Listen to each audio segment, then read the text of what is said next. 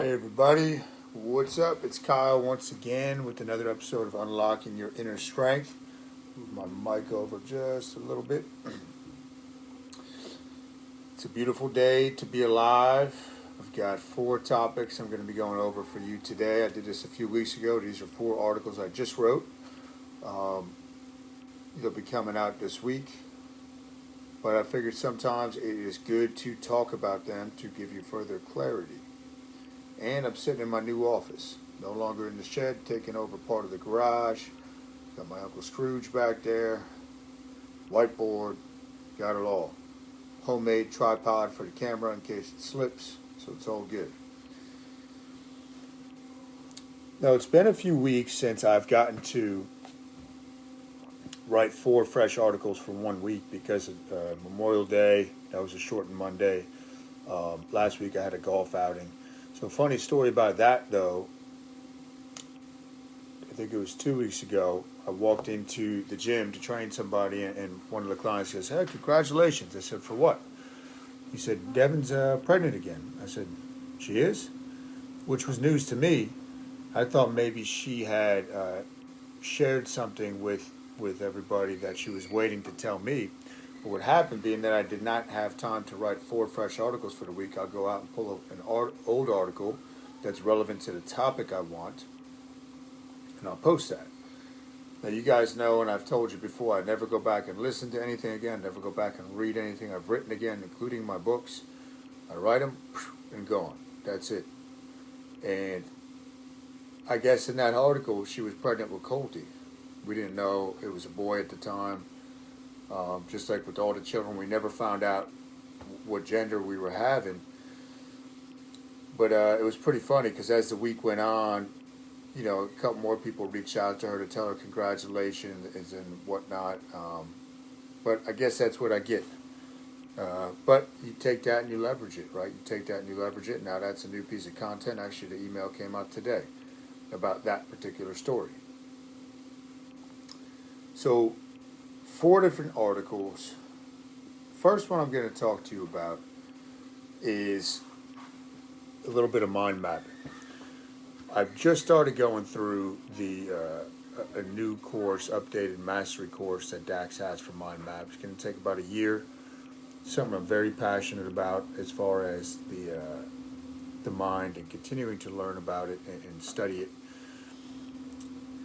But one of the main things that I want to get out of that this time around is 1 or 2 connections that maybe I missed or I didn't see before. I'm not looking to learn, a whole book's worth of stuff. It's 1 or 2 things that maybe I had missed last time I went through, but this one is all updated and whatnot, so pretty cool. But as far as it goes with motivation, because a lot of people say they can't get motivated, they can't find the motivation that they once had. The key is that the motivation is always present. Motivation is just a synonym for attention. Let me repeat that. Motivation is a synonym for attention. Where is your attention? Where your attention goes, energy flows, and results will follow. So attention is where you're putting your focus and the inner dialogue that you're having as you're going through your day. So if you're lacking motivation, it's really just that your attention is misdirected, right? And if you can ask yourself, where's my attention right now? Or you realize that the questions that you've been asking yourself, you can redirect that. And you can have instant motivation. So inspiration is different. That's not what this is about. I'm talking about motivation. Motivation and attention are the same thing. It's easy to feel motivated when your attention is on the fact that, man, I better get in better shape. And then you start going through the week and you're a little more comfortable. All of a sudden your attention slides to something else. What happened to my motivation? It didn't go anywhere. You just switched your attention. That's why the grass is always greener. Wherever you're watering the grass, it's gonna get more nourishment. It's gonna grow more. Okay, wherever you put water and sunlight, it's gonna grow. That's your attention. So that's the first thing I wanted to cover. Second thing, when it comes to North American diets, right, that's one of the evils as far as health goes. If you just look around at the general population, look at the shape that people are in, it's pretty abysmal. The rate of obesity and hypertension and type 2 diabetes and all this stuff going on. And it's not necessarily the people's fault, right? This is what they've been told. They've been told to eat multiple times a day. Cut your carbs, jack up your protein, limit your calories, blah, blah, blah. All this silliness that really is so secondary. I'm still very puzzled at how so-called experts cannot connect these dots yet. But they have their belief and they don't want to let go of it, right? Because then it means that, man, everything I've been teaching is completely wrong. Nonetheless, the one thing that all North American diets largely ignore is the mind map principle. If you can't form a habit around it, why are you doing it? If your trainer or your guru has you doing a diet that's 30 days, that's the scope of it. Like if you both know, this is what I said in the article, if you both know the end date to what you're doing as far as eating right now, it's ridiculous because you're doing something you don't enjoy doing. You're doing something that is not functional, meaning you can't do it in any setting going forward, and it's not sustainable. You can't do it for the long term. So why are you doing it? The one element that most North American diet, I would almost say all, John Berardi does a great job, but that's all habits-based stuff. But that North American diets ignore is this concept of habit formation. And a lot of the reason it's ignored is because most people do not have, fitness experts do not have a working knowledge of how the brain works.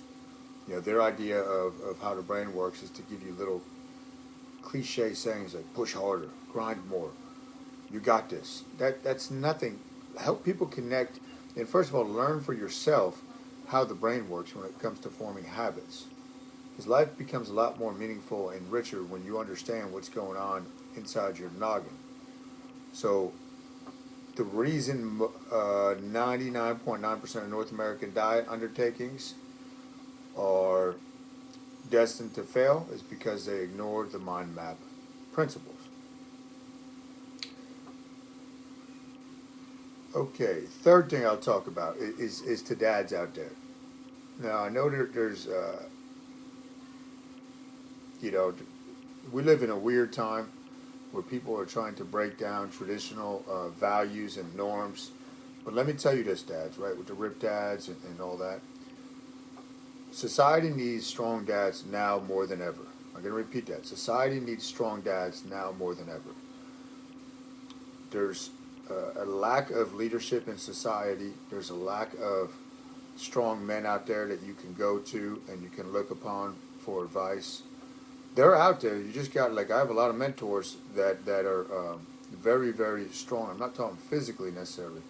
Men that I learn from, that I go to, right, to fill my cup. But you got to protect your own garden first, men and dads. What I mean by this, it was right after Leo died, right after the holidays this year, and I was going through a funk. And Devin said to me, you can't save the world. We need you. We need you here. We need you at home. We need you to be present with us. Your kids need you. And with everything going on in the world, my nature is I'm a challenger. I'm going to challenge,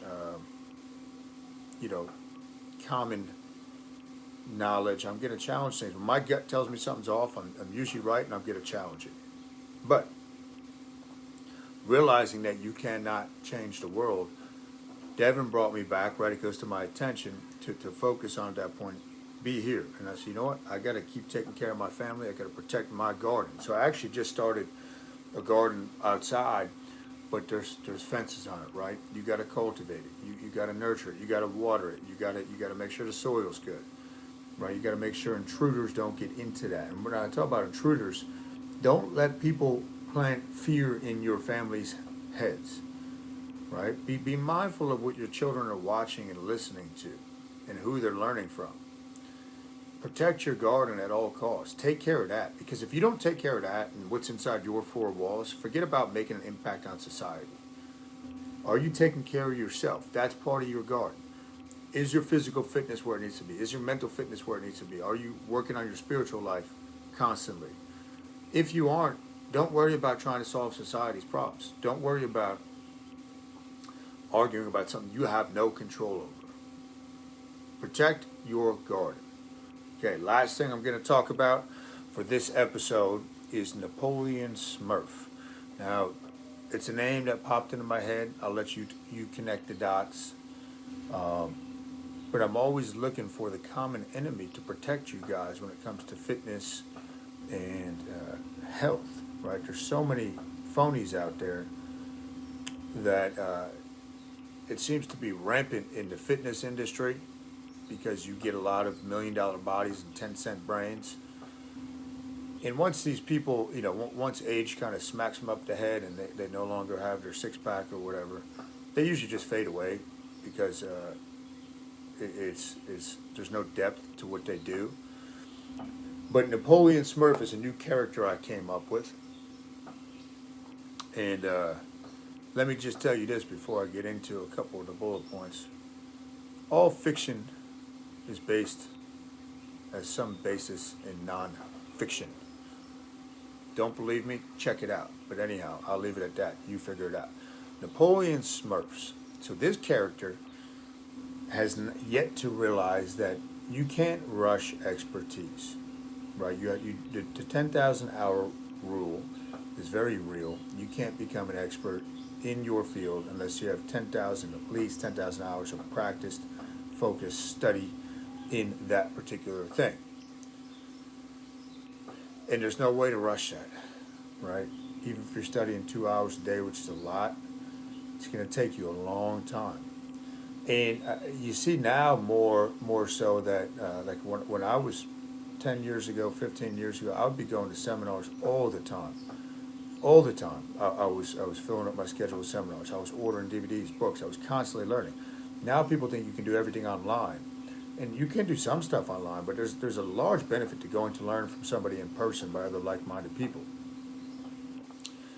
So Napoleon SMURF thinks that what you need to learn, you learn in school. When I chuckle when I think about that, because I going through school and growing up, right, you meet some great friends, great people, but what did I learn? Pretty much nothing. And I'm more so talking about the college level. So you have to be self-taught. Napoleon SMURFs have not realized this yet, right? They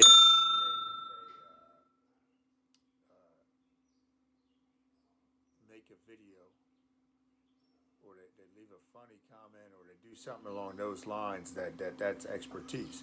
So the way I broke it down in the thing, right, and this can go for anybody really. In your 20s, you should have a tremendous amount of energy, and if you don't, that's a big problem. But that's where you should seek mistakes and try to, what they say is fail forward fast. Just keep going, make a lot of mistakes, but you have the energy right now. You probably don't have children or a family. You don't have all the responsibilities of life yet. So the 20s, that's what you're trying to do. 30s, you start slowing down. You start figuring things out a little more. And I believe you enter your primes when you come into your 40s and 50s. Because your wisdom, real-world experience, application, and your physical should still be there, coming to a peak, coming to a point, which is why I believe that's your pinnacle.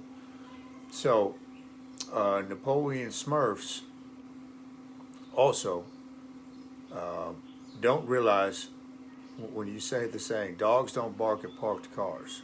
Dogs only bark at cars that are passing them by. So Napoleon SMURFs, they're not original thinkers, right? And you can see this by actual plagiarism and whatnot. And they're more concerned about other people, right? When people ask me about so-and-so or blah, blah, blah, blah, blah, I have no idea most of the time what they're talking about because I'm not focused on other people in that realm, right? I'm focused on my own mission and becoming my own best self as far as expertise goes. So Napoleon SMURFs are much like Tool Boy in that they want it to be about them. They're inauthentic. And again, think about whatever field you're in, right? You can't learn how to be authentic. You either are yourself or you're not, or you're trying to be somebody else, which is ridiculous. There's only one person, right, for that body. Be your own person. But when it comes to fitness, if you come across a Napoleon SMURF, You're gonna know because they're puffing their chest up. They got something to prove, and they're kind of cute like Smurfs. You know, they're cute like Smurfs, but they're harmless unless you follow their lead, and they can be very deceiving, almost like a sociopath. So just keep that in mind. But I'll be hashing this out more and detailing more about Napoleon SMURF. That's going to go right up there with the shake oil salesman, Tool Boys, North American diet. So all the things that I see out there on a basis emerging that's going to distract you and lead you down the wrong path to your goals and your fitness. I'll be highlighting that stuff. So that's what I got for you today. Thanks for tuning in as always. And hit the like button, hit the thumbs up, subscribe on iTunes if you so please, and I will catch you guys. I'll be back later in the week with another episode because we're on vacation, leaving Saturday, and I don't want to get behind. So you all have a good day. Peace.